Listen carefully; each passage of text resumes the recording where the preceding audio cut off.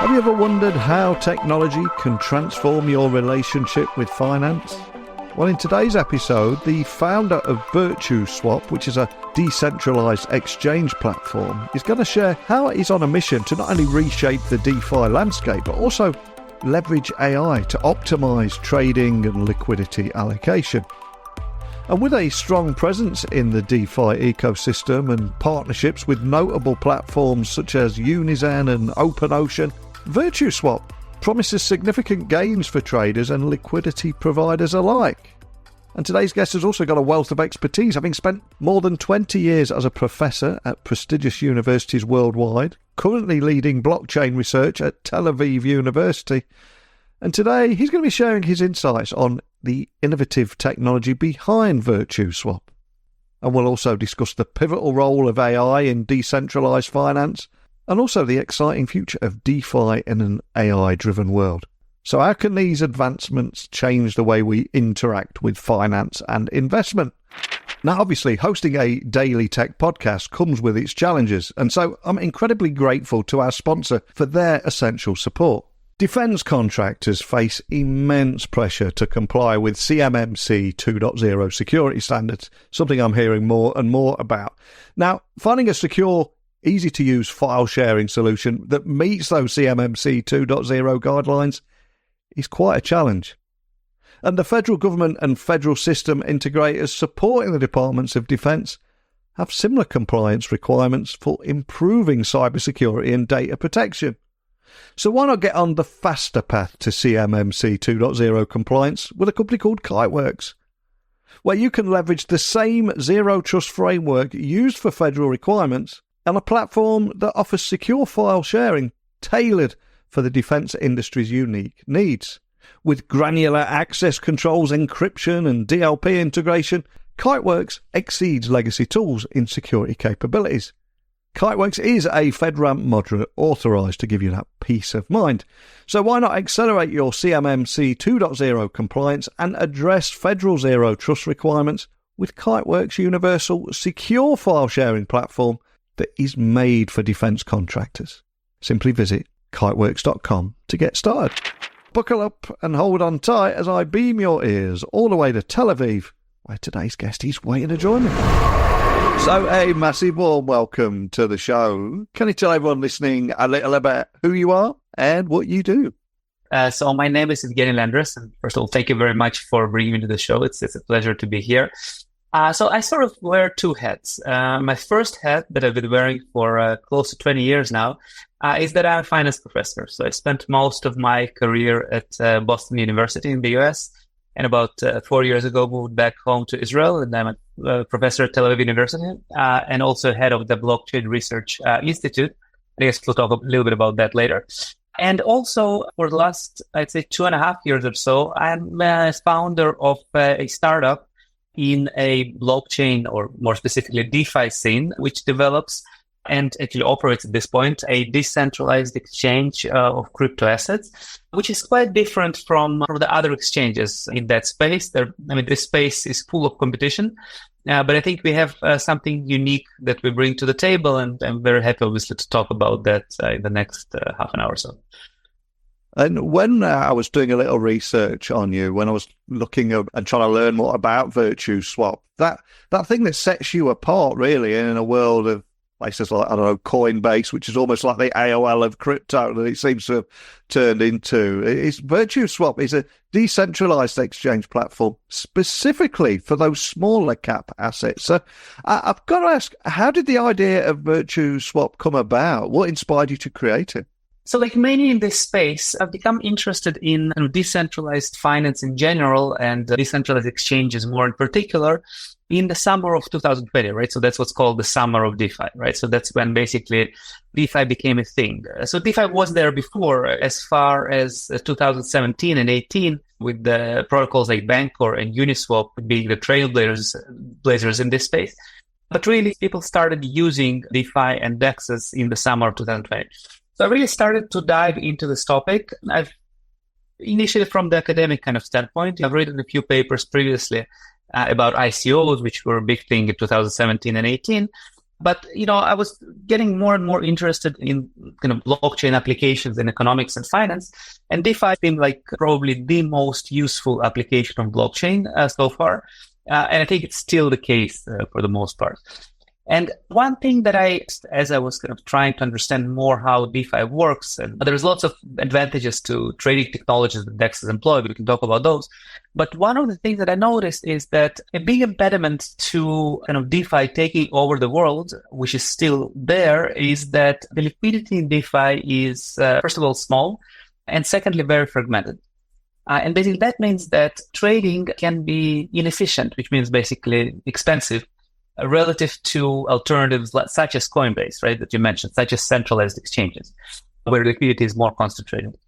And this problem is especially acute in smaller assets, right? So what we call the 99% assets. Pretty much anything outside of the top 5 of any given blockchain are going to have very small and very fragmented liquidity, right? And that basically means that for every trade that you're going to try to do in those smaller assets, right, you're basically going to kind of do a couple of trades, right? What we call triangular, right? Or indirect trading, right? You're going to exchange asset B to asset A, to asset B, and that is B to asset C, right? And that's going to be your trade.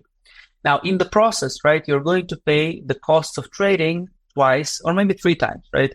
And the cost of trading include things like the pool fees, right, that you pay for liquidity providers, the price impact of the trade, that's something that's common to any type of trading, gas costs, right, something that you pay on a blockchain for executing trades. And so if you pay this twice or 3 times, this becomes really expensive, right? The trading becomes really inefficient. And that's basically the problem that kind of I and my co-founder in this startup in VirtuSwap, Ronnie Michaela, identified as one of the more kind of important ones in this space, right? And that's something that we set out to try to solve. I love it. And for any techies that might be listening that want to take a little look under the hood, can you tell me a little bit more about your unique technology that VirtuSwap employs and how it's helping to transform the way that people are engaging with finance? Anything you can share around that? So the problem is that to perform many trades on existing blockchains, our estimates, and we've done quite a lot of data work, we'll talk about that as well, is about 25 to 30% of trades belong to the category that I described, right? So trades involving smaller assets that are indirect. And so we basically thought about what could be a way to make those trades direct, right? So make sure that if you want to exchange even smaller assets, you're going to be able to do it without jumping through multiple hops, right? And the idea that we came up with was basically trading through what we call reserve pools, right, or reserve routes, right? So let me explain in an example how that works, right? So let's say that you want to exchange asset A for asset B, okay? And let me give an example of particular assets. Let's say that you want to buy, for example, Ether and pay by Link. That's the token of Chainlink, one of the big protocols in the DeFi space, right? And let's say that a pool like this does not exist, right? So you cannot go to the Ether Link pool and do the trade that you want. Okay, so you'd have to go this triangle route, so Ether to, for example, USDC, and then USDC to Link. Okay.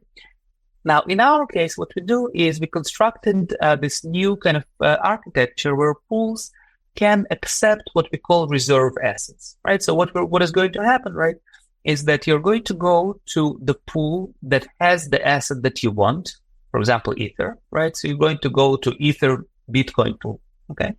Yeah. And you're going to take the asset that you want out of that pool, and you're going to pay using the asset that you have, in this case, Chainlink, okay?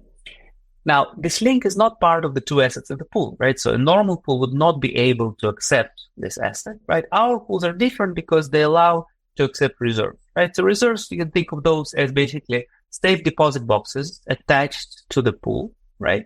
That are initially empty, but they can accept stuff into them, right? And part of this, or an example of this stuff is this link token. Right. Now, of course, we need to kind of think about what is the price, right, at which rates those assets are going to come to the reserves. And we do this using the triangulation of prices within our DEX. It's very important. We don't rely on external oracles, right? So pieces of information coming from outside of the protocol, right? So that significantly reduces the risk. So what's going to happen is that they're going to basically display to the user what we call a virtual trading route. right? So the user would think that he'd actually be able to trade directly Ether for Link, right?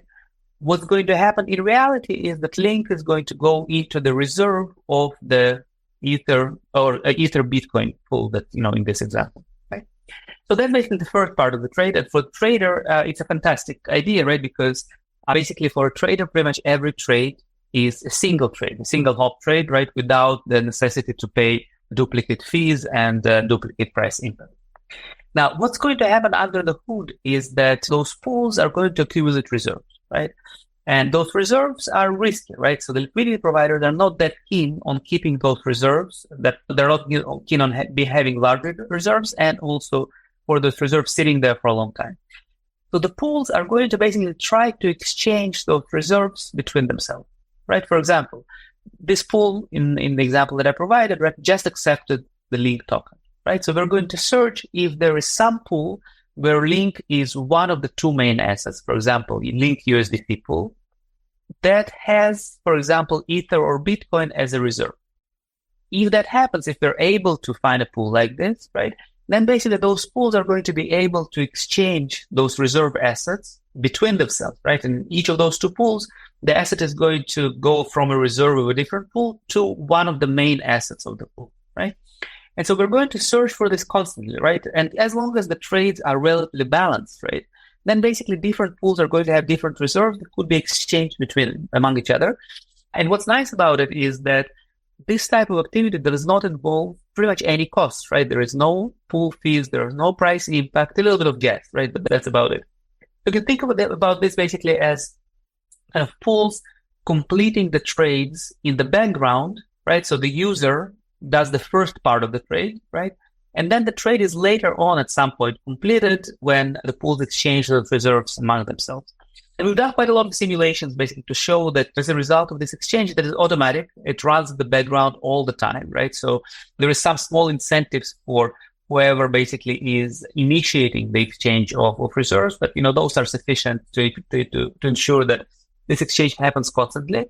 And that was basically the conclusion is that the average reserve that pools have at any given point in time are quite small. They're on average something like 0.5% of the value of the pool, right? So the added risk to the liquidity providers is there, but it's not large, right? And so in exchange, liquidity providers get much more returns for the liquidity because as a result of this indirect trading, those pools are exposed to a lot of different types of trades, right? So for example, in a normal DEX, if you provide liquidity into Ether Bitcoin pool, you're able to serve Ether Bitcoin trade, right? In our case, you're able to serve, this pool is able to serve any trades involving Ether, for example, Ether Link, or any trades involving Bitcoin, so Bitcoin Link, right? And that obviously increases the overall kind of amount of the volume of transactions that goes through the pools and increases the returns to liquidity provision as a result. So it's sort of a win-win for both the traders and NLP, right? Traders pay less, liquidity providers are exposed to more trades, and so they get higher returns to what they do.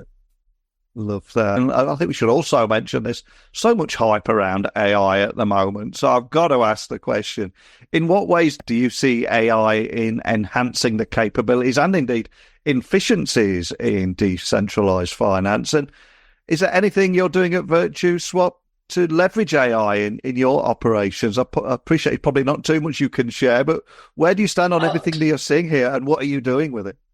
Yeah, no, I'm happy to share as much as I can, right? So basically, so far, what we've been talking about the last 10 minutes is kind of the financial engineering part of things, right? And this is kind of one of the two legs on which VirtuSwap stands. The second leg is, as you mentioned, AI, right? So as far as over 2 years ago, we started developing what people now call AI agents, right? And before the term existed, it basically meant optimization, right? In our case, optimizations of liquidity. So we noticed early on while doing our simulations that not only liquidity is fragmented in DeFi, but also it tends to be there not in the right places or not always in the right places, right? So sometimes you're going to see a lot of liquidity in pools of assets that don't really have a lot of demand for trading, right? And sometimes you have insufficient liquidity, or most often you're going to have insufficient liquidity in places where there is a lot of demand for trading. Now, liquidity providers, for the most part, are not sophisticated enough to know exactly where to put their money and to do these reallocations automatically. And there are nowadays some protocols that help them do this, right? But for the most part, right, liquidity allocation is inefficient, right? So we basically started by saying the following, right? Let's try to help people put their money where there's going to be the biggest kind of bang for the buck, right? Where the returns to the liquidity provision is going to be the largest. Now, of course, we cannot control this process, right? We cannot kind of take people's money and put it into where we think it should be because we never have custody of funds, right? We can only try to incentivize the process, right? And so we developed basically a system of rewards where we reward different pools with our own proprietary VRSW token. So we reward different pools in such a way that we think will move liquidity towards places where we think the liquidity is needed most, right? So we think that a particular two assets are going to be traded heavily, right? So this is the pool that we are going to incentivize with our token, right? So our AI kind of agent, the first one that we built, which we called Minerva, basically has two elements. The first one is the predictive part, right? We're going to try to predict the trades that are going to happen, for example, over the next week, right? So we'll take a lot of information from past trades, from current market conditions, right? And perform different kind of predictive models in order to kind of try to see the whole distribution of trades over the next year, the next week, right? And then given this prediction of ours, we say, well, how should we allocate a given amount of rewards? Let's say we have $10,000 of rewards to allocate to liquidity providers over the next week. How do we pick the big bits and pieces of this $10,000, right, and put them into places, into pools that we want the liquidity providers to provide liquidity, right, in the most efficient way?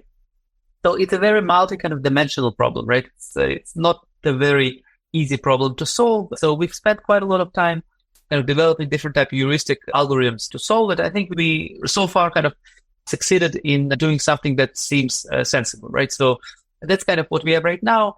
And I'm not sure how much time we have, but we're working right now on several additional AI agents that are going to make this process even more efficient and also potentially decentralized, right? So it's very important to notice that right now, everything I described in terms of the AI part is sort of centralized, right? And a black box from the user's perspective, right? So we have those algorithms. So we kind of design the reward distribution, right? And other kind of respond to those incentives. But if you really want to follow the blockchain or DeFi ethos, you want things to be decentralized, right? So we're working right now on a system that we call decentralized Minerva, which is basically an ecosystem of different components, right? Of basically what we call solvers, right? So people producing or proposing different solutions to the problem that we pose, which is distribution of rewards between pools. And we think we have a decent solution, but I'm sure it's not the best. I'm sure there are people who can't come up with better solutions. So basically, people are going to submit their possible algorithms, right, for optimal liquidity distribution. There are going to be solvers that are going to basically run those algorithms, right, and supply the results, right. And of course, we need to make sure that those results are truthful, right. There's a whole kind of system of incentives for truth telling, right, in a sense. And then basically the system is going to be choosing the best algorithm, right? The best distribution of rewards, right? It might be ours, it might be someone else's, we don't care, right? As long as kind of this is done in the best possible way, right? So that's one thing that we're working on right now, but we're working on several other kind of AI agents, most of them related to optimization of liquidity, but not just. Few years, well, maybe they've been a part of a Discord, Telegram, or WhatsApp crypto group chat, and sooner or later somebody's going to say gas fees, and there'll be a whole debate that sparks from that. And one of the things that put you on my radar was VirtuSwap's impressive achievements in reducing trading costs and also increasing returns for liquidity providers. So what are the key innovations that enable some of these benefits? Yeah. So as to the gas fees, right, the reason ours are smaller is just that because we have fewer kind of parts of each transaction, right? So since we have less hops, we have one transaction instead of two or three that would have happened on a typical DEX. I mean, that reduces all the costs, including gas costs, right? Now it has to be mentioned that despite the fact that we have one transaction instead of two or three, right, the fact that we use those reserve type trading increases the gas costs a little bit, right, relative to very simple transactions. So that's something that we have to acknowledge. However, the savings in the other parts of the cost, right, which is the price impact and the pool fees, right, which are actually more significant in layer 2 blockchains on which we are operating. So right now we're operating on Polygon and on Arbitrum. So those savings basically trump the slight increase in gas costs that are there because of our slightly more kind of complex transactions, right? So I think that's the kind of the main driver of the reduced trading costs for traders.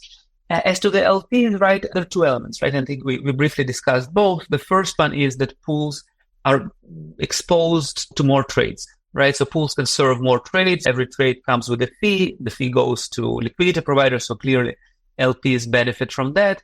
The second part is this AI-based optimization, right? So if we kind of induce liquidity providers to put their money into pools that are likely to receive higher trading volume, right?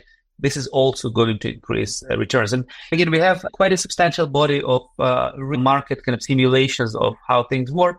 And our conclusion is that liquidity providers' return can increase by a factor of almost 5, right? So 400% higher than the similar liquidity deployed on traditional DEX. And that clearly is important, especially given the fact that there are many kind of research studies, academic and otherwise, that show that on average, liquidity provision is not a profitable business, right? So liquidity provision is subject to a significant risk that's called the impermanent loss risk. That basically is the loss of liquidity to arbitrageurs that constantly operate in the market. You might have heard of the term MEV bots.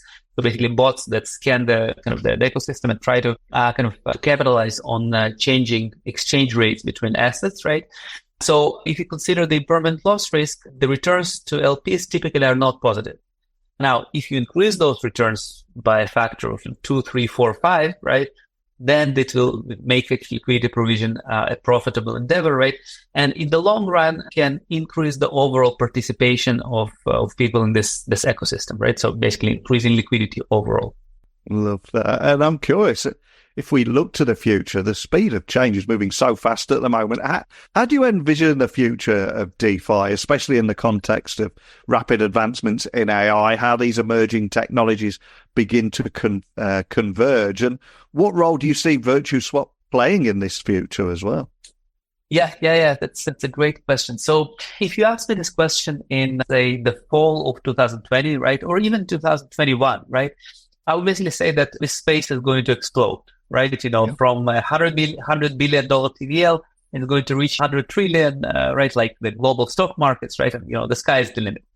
Now, it's already 3.5 years since then, and it hasn't happened yet, right? So the TVL, the total liquidity in the DeFi market is less than it used to be in the summer or the fall of 2020, right? And there are reasons for this. There are many of them. I'll mention two. And the first one is that kind of operating in DeFi is still very much not user-friendly, right? So for anyone who experienced kind of doing stuff in DeFi, you've seen things like transactions failing, right? The crypto wallets be kind of not operational part of the time. The UI in most protocols is just terrible, right? And there's also a lot of kind of financial kind of risks, right? So you can send transactions to in non-existent wallets, right? And then basically that's a sure way to lose money. But it also risk of security breaches of different protocols. You hear about them pretty much every week, right? Some protocol has been breached and so some funds have been stolen, right? So there are a lot of kind of things that, a typical kind of Web 2 user is not used to when operating in Web 3, right? So the people who are using DeFi are still sort of mostly kind of the enthusiasts of the space, right? It's not the general population that operates in DeFi, right? The second thing that I think is crucial, the impediment to this kind of ecosystem in exploding is regulation, right? So regulation in most countries, and pretty much the vast majority of countries, is either not very coherent or inexistent, right? So there is no good regulation and there is a large kind of regulation uncertainty, right? So what's going to be the future regulation? And in particular, regulation right now precludes things like tokenization, right? So representation of real world assets on the blockchain, right? For example, I cannot really trade Apple stock right now on the blockchain. I'm forced to do this on NASDAQ, right? Or wherever it's traded. If regulators could find a way to basically ensure fair representation of real world assets, such as stocks, bonds, real estate, art, any type of asset, on the blockchain, right? That would basically increase the potential space of trading from just the crypto assets, which is the case right now, to all the other markets, which are 2 to 3 orders of magnitude larger than the crypto market, right? So if and when this becomes possible, I think DeFi is going to really see, huge growth, right? Because DeFi actually provides a lot of advantages relative to traditional kind of a trading mechanism, right? Or trading venues, right? It's decentralized. There is no risk of custody in DeFi. There is huge interconnectivity between different protocols, right? So it's very easy to do things like arbitrage, right? There are unique financial solutions such as, automated market makers on DEXs or flash loans, that's something that's inexistent in traditional financial markets. So if only we can enable kind of all the financial innovation in DeFi that's happening with a tremendous pace, as you noticed, to be able to apply it to a larger kind of population of assets, larger than just the crypto assets, which is generally the case right now, this will be the moment that the DeFi is going to win, basically. Now, how do I view VirtuSwap as part of this revolution? So of course, VirtuSwap is just one of the many DEXs or many DeFi solutions that exist right now. We do provide enough large advantages to a particular type of trading.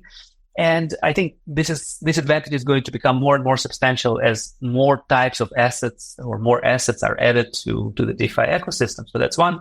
And the second, AI has becoming kind of really a cornerstone of our lives, right? All types of AI, right? So you can starting from large language models, but not just. And so doing things right, doing things in the most efficient way, in particular, putting liquidity in the ball, assigning liquidity to places in the most efficient way, I think is going to be a big deal, especially as the amount of trading in DeFi is going to start rising, right? So I think we are at the forefront, I think, in this space of sort of optimizations or AI-type innovations. I think there's going to be a significant place for VirtuSwap as part of this DeFi revolution, and I really hope that it happens sooner rather than later. I think there's no doubt that it's going to happen someday. I just hope that it's going to happen within a year or two and not 10 or 20 years. And of course, when we're building that future, partnerships are crucial in the DeFi space, especially around increasing adoption, bringing more big business into the space. And obviously, your community want regular updates. Often you get these partnerships, but you're locked down to NDAs. It's an incredibly tough balancing act. I don't know how you survive in that part of the world, but are you able to discuss the significance of some of your recent collaborations with entities like Unizen and OpenOcean and so many others, and how they ultimately contribute to your success at VirtuSwap? Sure. So I think one word that I mentioned a couple of minutes ago that I think is crucial to DeFi is interoperability, right? So different protocols can work together, right? Pretty much seamlessly from kind of a user's perspective, right? And what it means from our side is that when you want to do a swap, right? When you want to kind of swap two tokens, typically you're not going to go to VirtuSwap UI UX, right? So I think we have a nice and kind of a functioning UI UX, right? Where people can go and do things on it. But most often you're not going to go there. You're going to go to what's called an aggregator, right? So an aggregator is basically a platform that scans all the different kind of DeFi protocols, DEXs, decentralized exchanges in particular, and basically tries to ask a question, right? So let's say a user wants to swap 1,000 USDC for Ether, okay? Yeah.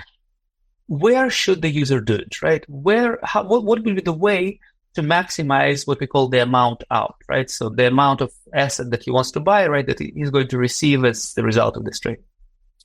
And most often, right, the best thing to do is to break the trades into small pieces. Some pieces going to go to Uniswap, right? Some pieces going to go to VirtuSwap. Some pieces going to go to another exchange, right? Again, with the goal of maximizing the output. The reason it makes sense to break trades into pieces, right, is that enables to basically reduce the price impact of the trade, right? You can think of basically taking all the fragmented liquidity that sits in different pools and different protocols and bringing them together to one trade, okay? And when that happens, obviously that creates the best outcome for the trader, for the user, okay? So it's extremely important for VirtuSwap, as for any other kind of DEX or DeFi protocol, to be part of this integrated system, right? And that basically means being integrated into the aggregators, right? Because most people, again, are going to go to an aggregator, right? And try to search for the best route, right? Or ask the aggregator to search for the best route. So integrations that with the entities such as OpenOcean and Odos and Unisat, right? And many others that we're working on, basically is our way to become part of this ecosystem, right? And have trades come from the aggregators to VirtuSwap. And we can see right now that larger and larger fraction of trades that are settled on VirtuSwap, right, that are basically executed using pools at VirtuSwap, are directed from the aggregators, right? And this share is going to keep growing as we continue collaborations or integrations into those aggregators, both on the same chain and what we call cross-chain, right? So we also have integrations cross-chain aggregators that basically allow swapping from one asset on, say, Polygon to another asset on Arbitrum, right? So both type of integrations are super useful for us, and we're working hard on ensuring that we have as many as we can as soon as possible.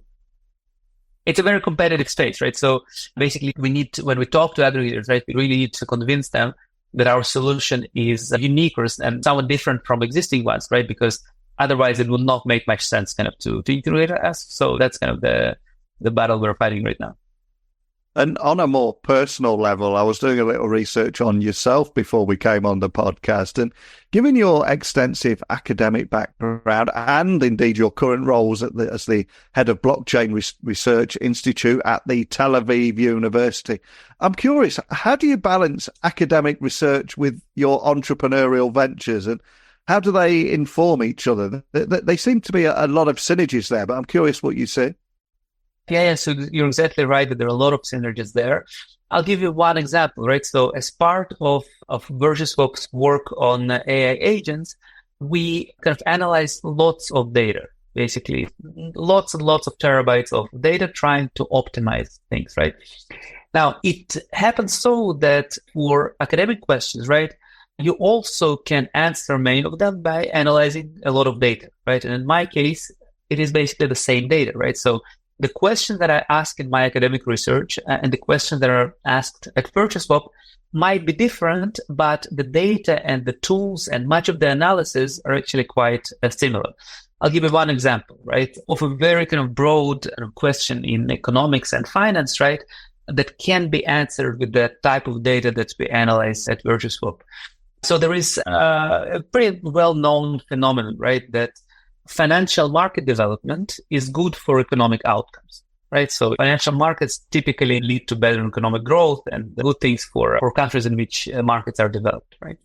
Now, it's not very clear what is the reason for it, right? So when people have basically proposed many, but one seemingly important one is better capital allocation efficiency. So developed financial markets allow to allocate capital to different activities more efficiently, right? And that clearly promotes good economic outcomes, right?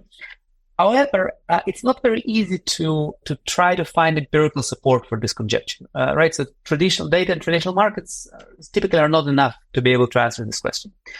Now, what we do is we use DeFi data, in particular data on what's called concentrated liquidity pool, to develop DeFi-specific measures of both efficiency of markets, right? And we can do this at a very granular level, looking at each liquidity pool as a market, right? So we can build a measure of market efficiency, and we can also build a measure of capital allocation efficiency, right?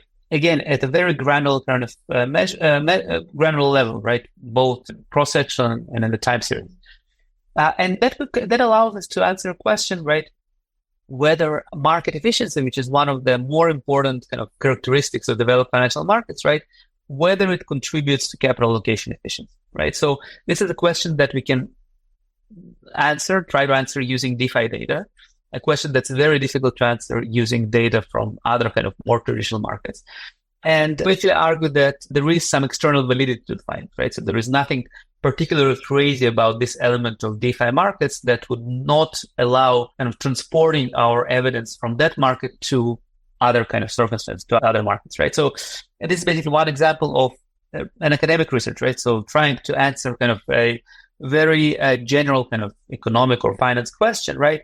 That it uses the same data, the same tools as what we use for a very particular practical problem of liquidity optimization in VirtuSwap, right? And there are many examples like this. So I think there is, like you said, there are many significant synergies between what we do at VirtuSwap and what I do on the academic front. And I think there has been benefits both ways. So so that's the reason kind of I think I'm able to manage kind of the workload in both spaces. Well, based on that, I'd love to find out more about the kind of information you digest and read, because we have a Amazon wish list, and I always ask my guests to maybe leave a book of something that they've enjoyed reading recently or just would recommend other people check out. So thank you for sharing your insights today. But would you mind leaving everyone with one final gift and a book recommendation we can add to our list? Sure. And I'll go kind of outside of finance for this. I think throughout this chat, right, I think the thing that I try to emphasize the most is the topic of efficiency, right? So we're trying to do things in the most kind of efficient manner possible, right? And it turned out that I was thinking about it is that efficiency is something that I kind of have been interested in for the longest time, right? Not just in the context of finance, right? So in particular, I very much like efficient writing, right? So writing that doesn't have kind of superficial, unnecessary elements to it, right? And I think the author that I like the most is Jorge Borges. It's an Argentinian writer from the previous century. I think I've read all of it. I generally like South American literature, right? And he's kind of one of the most important figures there.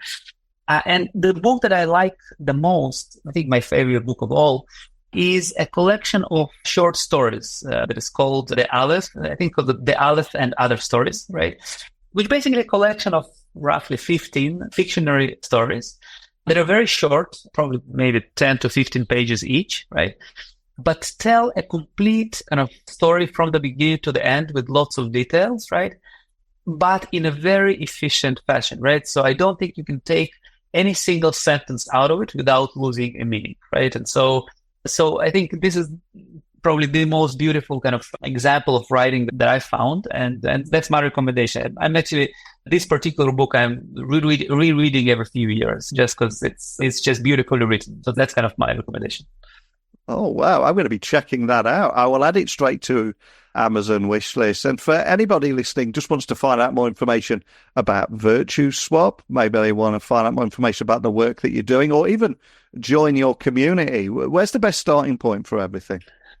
Fantastic. Yeah. So we obviously have a website that's kind of a landing page to our protocol. It's virtuswap.io. So virtu swap.io. We also have a Twitter account, an X account. It's called VirtuSwap, where we post pretty much every day kind of updates about what we do, engage with our community. We also have VirtuSwap Discord, which is quite active. We have a Telegram kind of group channel where people kind of engage and ask questions and get responses. And we also publish kind of more kind of detailed ideas and developments in the form of articles on Medium, right? So there is VirtuSwap Medium, where kind of all of our kind of ideas and developments from the very beginning until now are on display. So whoever wants to spare more than kind of 1 minute that's typically required on Twitter, right? Whoever wants to spare 10 or 15 minutes, that's the place to go. Awesome. Well, I'll make sure there's links to everything so people can find that nice and easily. And we've learned a lot today from all about VirtuSwap, the story behind it, and also looking into the future, AI's role in DeFi, the potential it has, how best to utilize it, and also ultimately what it means for the exciting future of DeFi, especially in advancing that entire landscape and increasing adoption. So just a big thank you for taking the time to shine a light on this space and the great work you're doing. Thanks for joining me today. Well, thank you very much. It was great to be here, and very much appreciate the opportunity. So what does the future hold for decentralized finance, especially with the integration of AI? I think one of the things I learned today from my conversation is the advancements of VirtuSwap's technology, and with AI optimizing liquidity and trading efficiency, the potential for DeFi is vast and full of opportunities. And my guest's insights today provided a glimpse into how these technologies can reshape our financial landscape. And I'd love to hear your thoughts on anything we talked about. Because as this world of finance continues to evolve, let me put the microphone in front of you for a moment. What are your thoughts on the role of AI and DeFi and these emerging technologies converging? How do you envision the future of decentralized finance? I'd love to hear from you. Share your thoughts. Email me, techblogwriter@outlook.com. X, Instagram, LinkedIn, just @NeilC.Hughes. I'd love to hear from you. But that's it from me today. So until next time, keep questioning and stay curious. And hopefully join me again tomorrow. But that's it for today's episode. So speak to you nice and early again tomorrow morning.